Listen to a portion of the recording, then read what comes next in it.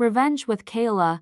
Floor 42 smelled like lemon, polish and recycled air. The conference lights hummed like they were paid to keep secrets. I've spent 15 years turning chaos into clean signatures. This morning was a 9-figure renewal. Key man clause included. One surprise and the client walks. My deck was the map, my inbox was the early warning system, then the door slammed hard enough to make the water glasses blink. My new boss strolled in with a smile fresh off the printer. HR came right behind him, clutching a thin folder. She didn't sit, she said, "We've had reports you're difficult." It was soft enough to sound professional and sharp enough to cut your career in half. The funny part was, I wasn't the kind of employee HR usually got to label. I wasn't a new hire with a nervous laugh and a badge still stiff from the printer. I was the person executives quietly forwarded their emails to at 11:47 p.m. The person who knew which board member hated surprises, which client hated silence, and which clause could turn a handshake into litigation. I didn't run meetings. I ran the engine room. Compliance checkpoints, review cycles, escalation paths, those weren't buzzwords to me. They were the rails that kept a 9-figure train from jumping the track. When a partner went rogue, I could trace the paper trail back to the first bad calendar invite. When legal needed distance, I wrote the distance into the language. When the CEO wanted a miracle, I gave him a process and called it discipline. My badge said Senior Operations, because titles were for LinkedIn. In practice, I carried keys to the kingdom in a black leather tote and a brain that didn't forget. I knew where the risk lived. I knew which approvals were ceremonial and which ones were landmines. I knew exactly how many people had to panic before a company told the truth. That's why the room went so quiet after HR said it. Not because it was believable. Because everyone understood what that label was designed to do. Difficult is corporate for she won't play along. It means you ask for documentation. You ask why the policy changed mid-quarter. You ask why performance goals got rewritten after you hit them. You ask questions that don't fit in a smiley face email. And the thing about questions is, they don't go away. They multiply. They get forwarded. They get copied to people with titles that end in counsel. My boss stood there like a man watching someone else set a match to his own house. HR held that thin folder like it was a weapon. No one looked at the contract on my tablet. No one looked at the clock. They were all looking at me, waiting for the usual script: defend, apologize, shrink. I didn't move. I didn't blink. I let the word hang there and settle into the carpet because I knew something they didn't. In this company, labels were easy. Evidence was expensive, and I knew I wasn't the problem. "I'm sorry," she said, in the tone people use when they're not sorry at all. "This is just a quick check-in." She had a badge that said People Operations, a smile that said Probation, and a folder so thin it might as well have been a threat disguised as paper. My boss leaned against the wall like he was watching a performance he'd paid for. He didn't introduce her. He didn't need to. "I've received feedback," she continued, eyes never quite meeting mine, "that you can be difficult." She let the word float. Not an accusation. A diagnosis. The analysts outside the glass stopped typing. Somebody latte stopped halfway to their mouth. In corporate, difficult is the fire alarm you pull without smoke because you want everyone to look at the person you're pointing at. I glanced at the folder. No name on the tab. No date, no signature, just a cheap manila sleeve holding expensive consequences. "Can you clarify?" I asked, calm enough to make it worse. Her smile tightened. "It's more about attitude, tone, collaboration, translation. Nothing you can disprove." Then she reached into her tote and pulled out a thick, spiral-bound book like she'd brought a weapon from a museum. The employee handbook. A relic from the 90s that nobody had opened since the invention of the iPhone except HR. When they needed a verse to justify a stoning, she flipped pages with manicured nails. According to policy, we're required to address behavior concerns before they impact the team. My boss nodded once, Like a man approving a weather report, I looked at my tablet. The term sheet was open. Key man clause highlighted. A countdown in my head. 48 hours until the client call, and I was being audited for my personality. Is this connected to performance? I asked. Oh no, she said quickly. Too quickly. Your work is fine. It's just how you work. There it was. The trapdoor. If your work is bad, you can fix it. If your personality is bad, you're disposable. She tapped the handbook like it was scripture. We want to support you. So we're documenting this conversation. Documenting. Not solving. Building a file. My boss finally spoke. We need you to be more coachable. Coachable is what they call it when you refuse to smile while being undermined. HR slid a single page across the table. No letterhead, no specifics, just a pre-written summary with blanks waiting for my signature. Employee acknowledges concerns. Employee agrees to corrective action. Employee will refrain from creating conflict. Conflict. That's what they called questions. I didn't sign. I didn't push it back either. I just read it slowly, like I was memorizing a map, because that word difficult doesn't stay in a room. It travels. It shows up in your review cycle. It appears in an escalation email. It becomes the reason you're not a fit without anyone ever saying what you did. HR watched my face, hoping for heat. My boss watched my hands, hoping for surrender. I gave them neither. I looked up. So this is official, HR's smile returned. It's just standard and corporate is how they hide intent inside procedure, and I could feel it like a pin sliding free. They hadn't just labeled me. They'd started a process. I could have argued. I could have laughed. I could have done what people expect women to do when they're cornered in a conference room, explain themselves like an apology is a life raft, but I watched HR's pen. It wasn't hovering because she wanted clarity. It was hovering because she wanted ink. My boss shifted his weight, impatient. He wanted the scene, the tremble, the raised voice, the tiny crack he could point to later and call unprofessional. I didn't give him that. I took the page between two fingers like it was something sticky. Read it again. Slow. Employee acknowledges. Employee agrees. Employee will refrain. It was written the way corporate lies are written. Passive voice and plausible deniability. No incident. No quote. No date. Just a neat little cage built out of adjectives. Can I get a copy of this? I asked. HR blinked. Of course, that's the thing about they're always polite when they're sharpening the knife. She slid her phone out, snapped a photo of the page like she was doing me a favor, then started typing with those calm little taps that sound like rain on a windshield. Ding! An email hit my inbox. Subject line. Follow up. Alignment conversation. Alignment. Another soft word. Like difficult. I opened it right there, in front of them. Not to react. To observe. It summarized everything we just said, except it didn't. It added phrases I'd never used. It sprinkled in support and coaching like sugar on poison. And at the bottom, in bold, please confirm receipt.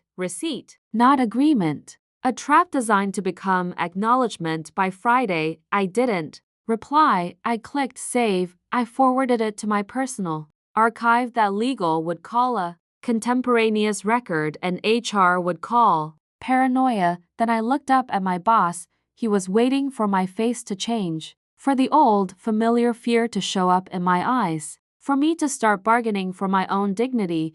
Instead, I gave him the same expression I used when a client tried to sneak a hidden fee into a term sheet. Neutral. Interested. Deadly calm. Is that all? I asked. HR's smile twitched. For now, because difficult isn't a label. It's a lever. You pull it once, and suddenly doors close without anyone admitting they touched the handle.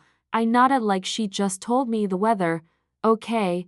I stood, smoothed my blazer, and gathered my tablet. The contract was still there. The clock was still ticking. The deal didn't care about their little performance. As I walked out, I felt their eyes following me down the hallway, confused. almost offended because I hadn't made it fun.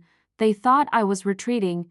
What I was doing was measuring, because if they wanted to build a file, I could build one too. If they wanted process, I knew every pressure point in the process. If they wanted to make this official, fine.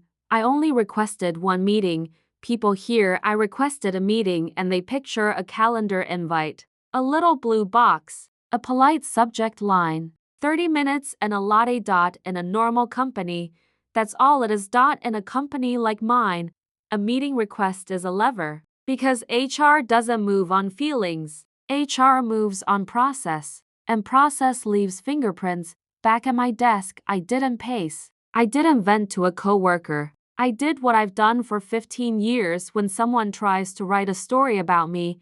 I open a new email, not yet. First, I drafted it like a legal memo disguised as politeness, subject line, request for clarification and next steps. That subject line is boring on purpose. Boring means it can't be labeled emotional. Boring means it survives discovery. I kept the body clean. Hi, thank you for your time today. To ensure alignment, I'm requesting a meeting to understand the scope of the concerns raised, the documentation supporting them, and the process for resolution. Scope, documentation, process. Those three words are kryptonite to anyone who's trying to bully you with vibes. Then I added one line that looked harmless. If you didn't speak corporate, please confirm whether legal will be present. Or if you prefer, I bring a witness from my department. Witness, that word makes people sit up straighter, because once there's a witness, it's no longer a casual chat. It's a record. It's a timeline. It's a liability. I watched my boss's face in my mind as I typed, the way he leaned on that wall comfortable because he thought HR was his shield. HR isn't a shield. HR is a hallway. And hallways connect to doors you didn't mean to open. I clicked CC, and that's where the meeting became dangerous. I didn't CC my coworker. I didn't CC my friend. I CC'd the one person HR hates being surprised by, employee relations, not because I had some dramatic connection. Because employee relations is where just standard goes to get audited. Then, as the final touch, I BC'd myself on a personal archive address. A tiny insurance policy that doesn't make noise until it has to. I reread the email once, twice. No accusations. No emotion. No, you're targeting me. Just a calm, sterile request that forces them to choose. If they ignore it, they're non-compliant with their own policy. If they respond, they have to define difficult in writing. If they invite me to a meeting, they create a formal event with attendees and notes and follow-up actions, and if they try to keep it off the record, that tells you everything. My finger hovered over send. I could already see the chain reaction. HR scrambling for specifics they didn't have. My boss realizing he'd asked them to weaponize a word, not start a case. People checking policies they hadn't read in years, looking for an exit ramp. I hit send, ding, a single email, a single calendar request, but the meeting wasn't for me. It was for the system. The first 20 minutes after I hit send were quiet, not peaceful. Quiet like a power grid right before it blows. I went back to the Sterling renewal, highlighted the indemnity language, checked the council notes, ran through the client's no surprises list like a pilot doing pre-flight. I didn't refresh my inbox. I didn't need to, because systems hate clean questions. At T9:17, I got the first ping. HR. Thanks for reaching out. We can schedule something informal. Informal, that's the word people use when they want no witnesses and no notes. I didn't respond. At T9:26, my boss called. It went to voicemail. At T9:31, a calendar invite appeared on my screen like a jump scare. Subject, touch base culture alignment. Attendees, me, hour, my boss, no agenda, no location. I clicked decline, and in the message box, I typed one sentence, happy to meet. Please include agenda items, scope, and confirm whether employee relations and or legal will attend. Send at T9:38. My phone buzzed again, unknown number. I let it ring. At T9:42. My Slack lit up from a junior associate who never messaged me unless something was on fire. Hey, are you okay? People are saying there's an investigation? Investigation, already. That's how fast a rumor runs when it's chasing a liability. By 10:05, the air on floor 42 changed. The analysts outside the glass weren't typing anymore. They were whispering, watching, the way people watch an elevator that might drop 2 doors down. I saw HR in the hallway with her folder open, talking too fast to someone in a navy suit. Legal doesn't come to HR chats unless HR has done something stupid in writing. At T10:19. My boss tried the friendly approach. He appeared at my doorway like he belonged there. Hey, he said softly, like we were friends. Let's not make this bigger than it needs to be. Bigger. That word told me everything. It was already bigger than he'd planned. I looked up from my tablet. I'm not making anything bigger. He smiled, strained. Kayla, you know how HR is. It's just process. That was cute. Like telling a surgeon it's just a scalpel. I held his gaze. Then you shouldn't be worried. He didn't like that. His phone vibrated. He checked it, and the color drained from his face in real time. He stepped into the hall, turning away from me like shame had a scent. By 10:47. My inbox became a chorus. HR. We want to support you, my boss. Let's reset. Someone from operations. Do you have a minute? Employee relations. Hello, Kayla. Can we connect today? Employee relations doesn't say connect unless they mean document. At 11:12. The Sterling client emailed, subject, confirming attendees for tomorrow's pre-call. Tomorrow, the clock was still ticking. The deal still needed me. And now my name was being floated through internal channels like a risk factor. At T11:36, I saw 2 security guards near the elevators, not looking at me. Not yet, just waiting. The floor smelled the same lemon polish and recycled air, but the calm was gone. It had turned into that specific corporate panic.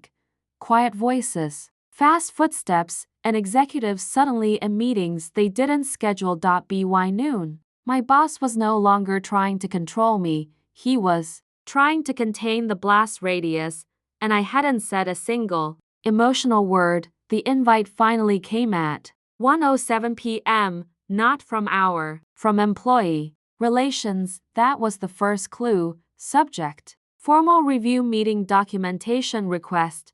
Formal documentation request. 3 words that don't show up unless someone upstairs has started sweating through their custom suit. The meeting was scheduled for 2:30. Location, conference room C. Attendees, me, HR, employee relations. And almost as an afterthought, corporate counsel. My boss's name wasn't on it. Second clue, I walked in with my tablet, a legal pad, and a calm face I'd practiced in boardrooms. HR was already there, sitting too straight, jasmine perfume dialed up like armor. Employee relations sat beside her with a laptop open and a pen poised like an instrument. Counsel arrived last, carrying a red folder that didn't match the company's branding. It looked personal, like it had lived in a drawer. Thanks for coming, employee relations began. This is to understand the concerns raised and ensure compliance with our policies. Compliance, that's what they say when the company is actually trying to protect itself from itself. HR tried to reclaim the room with her soft voice. This is really just about collaboration, she said. We've had multiple reports. Employee relations lifted a hand, gentle but firm. Before we discuss reports, she said, we need specifics. Dates, incidents, witnesses. HR's mouth opened. Nothing came out because she never had specifics. She had a vibe and a boss. Counsel cleared his throat. Kayla, he said, did you request this meeting in writing? Yes. He nodded once and opened the red folder. Inside was a printed chain of emails, My email. HR's informal reply. My request for agenda, scope, and whether legal would attend. And beneath that, like the bottom of an iceberg, was something else, a precedent file. Employee relations slid a document across the table. It wasn't about me. It was a timeline, not a timeline of my tone, a timeline of HR behavior. 3 employees in the last 18 months had been labeled difficult. All 3 had been women. All 3 had worked on high-visibility deals. All 3 had raised questions about process, workload, or credit. All 3 had been placed on coaching plans with no documented incidents. All 3 had resigned quietly within 60 days. I didn't know their names. I didn't need to. The pattern was screaming. Employee relations spoke again, slower now. When an employee requests documentation and a witness, we're required to verify whether the concern is performance-based or retaliation-based. Retaliation. That word landed like a glass dropped on marble. HR blinked fast. This is getting blown out of proportion. Counsel didn't look at her. He looked at the folder, then at the policy binder on the shelf behind her, untouched, decorative. Actually, he said, this is exactly proportion. My boss still wasn't on the invite. But suddenly, his fingerprints were everywhere, because difficult wasn't a personality note. It was a tool, a way to isolate people who wouldn't play along, a way to build exits without calling them exits.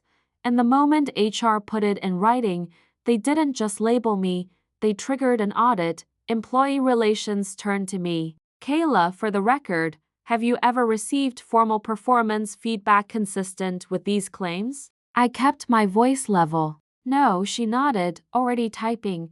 Counsel closed the red folder with a soft, final thud, and in that silence, I realized something almost funny. I hadn't accused anyone of anything. I hadn't filed a complaint. I hadn't raised my voice. I had only asked for a meeting. The system did the rest. And if you think that system was going to stop quietly, it wasn't, not after it saw the pattern. The payoff didn't happen in a dark hallway. It happened under fluorescent lights, in front of 30 people who suddenly remembered they had somewhere else to be. At 4:00 p.m. An all-hands urgent alignment meeting appeared on everyone's calendar. No agenda, just a location, War Room A. The room smelled like burnt coffee and fear. The long mahogany table was packed. Directors, managers, 2 VPs, and 1 person from legal who never came to meetings unless the building was already on fire. My boss sat at the head like a man trying to look calm while drowning. HR sat 3 seats down, hands folded, smile glued on. Employee relations stood near the screen with a remote and a face that said, "This is not optional." I took my seat quietly, opened my tablet, said nothing. Employee relations clicked the first slide. Purpose, she said. Clarification of policy application and documentation standards. Corporate 4. Someone lied and we can prove it. My boss cleared his throat. We're here to ensure our culture remains consistent. Employee relations cut in sweetly. The room went even quieter. She clicked again. A timeline appeared. Dates, incidents, the words difficult, coaching, informal conversation, repeated like a pattern on wallpaper. HR's smile started slipping at the corners. Employee relations kept her voice flat. We have identified a recurring use of non-specific behavioral labeling without supporting documentation in 3 prior cases and 1 current case. Current case, that was me, without my name being said. That was the magic of process. It doesn't need drama. It just needs receipts. My boss jumped in faster now. Let's not turn this into a blame exercise. Counsel finally spoke, that voice, low, bored, dangerous. He didn't look at me. He looked at can you provide the documented incidents supporting the label used in this case? He asked. HR inhaled, and I could tell she'd planned a speech. A soft one. A supportive one. What came out was a scramble. Well, it's not one incident, she said quickly. It's more like an ongoing perception. People feel. Counsel held up a hand. Feelings are not documentation. A few people shifted in their chairs like the air had gotten cold. HR tried again. We were just trying to coach her. She's resistant. She pushes back. She escalates unnecessarily. Escalates. That word lit up something on the slide like a trigger. Employee relations clicked. A screenshot of my email appeared. The subject line. The body. The word scope, documentation, witness. The CC line, and then another screenshot. An internal message from HR to my boss. A heads up note that should have stayed private. It said, in plain text, if we label her difficult early, we can manage her out before Sterling closes. Manage her out. There are phrases that don't sound evil until you see them on a screen in a room full of people. My boss froze, like he just realized the walls had microphones. HR's face went pale under her foundation. She opened her mouth, then closed it, then opened it again, searching for a sentence that could undo a screenshot. Employee relations turned to the room. This constitutes a policy violation and triggers a formal investigation. Formal, there it was. The word you can't laugh off. My boss finally looked at me, desperate now, like I was supposed to save him. I didn't move. I didn't raise my voice. I didn't defend my character. I didn't need to. I leaned forward slightly and asked one question, calm enough to slice. Who told you to put that in writing? Silence. HR's eyes flicked to my boss. Just for a second, but the room saw it, and that was all it took. I only asked one question. The next morning, floor 42 felt like a church after a scandal. Same lemon polish. Same recycled air. Different silence. People didn't gossip out loud anymore. They whispered into coffee cups. They looked at doors like they might bite. HR's office light was off. Her nameplate was still on the door, but the chair inside was empty. That's how corporate does consequences. No announcement. No apology. Just absence. My boss didn't show up for the 9 o'clock leadership sync. Then the 10 o'clock. Then the client pre-call he'd been bragging about all week. By 11:15. A company-wide email landed with the kind of careful wording that tells you legal wrote it with gloves on, effective immediately. We are conducting a review of internal documentation and escalation practices within people operations and related leadership channels. Related leadership channels. Translation. We're not stopping at HR. I watched people read it at their desks, eyes scanning, faces going still. Because everyone knows what an internal review really is. It's not a meeting. It's a searchlight. At noon, employee relations stopped by my office. Not dramatic. No sympathy. Just a folder tucked under her arm like this was Tuesday.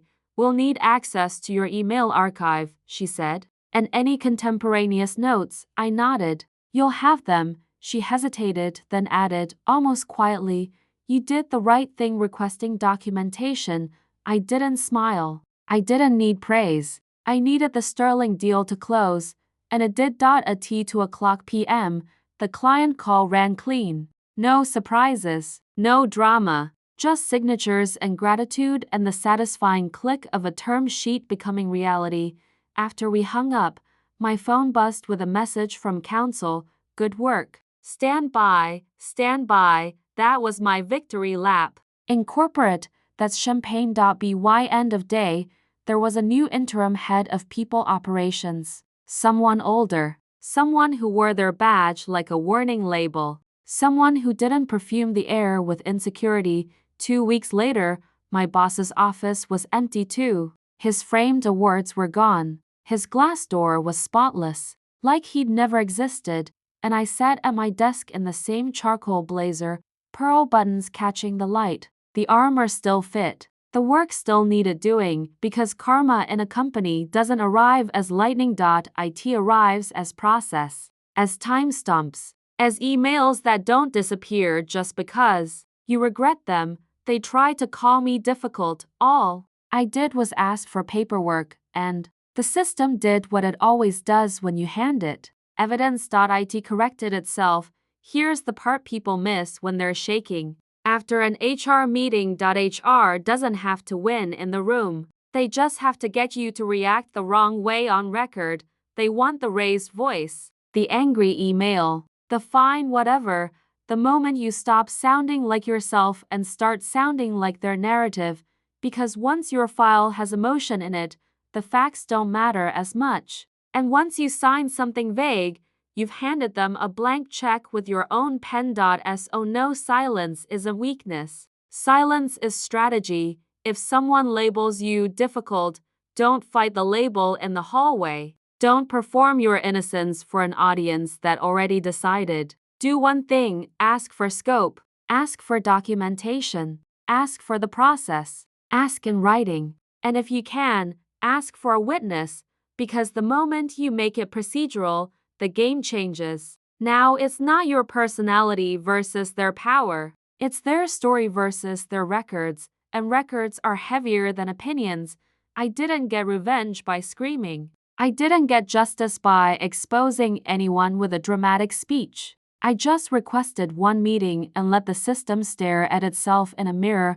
They called me difficult. What they meant was inconvenient, hard to manipulate, too aware. Good. If you enjoy watching corporate predators bite down on a paper trail and realize it has teeth, you know what to do. Hit subscribe, like the video, drop a comment with the pettiest HR line you've ever heard, because I collect those the way legal collects evidence. And next time someone tries to hand you a vague form and a soft smile, don't panic, ask for it in writing. Revenge with Kayla.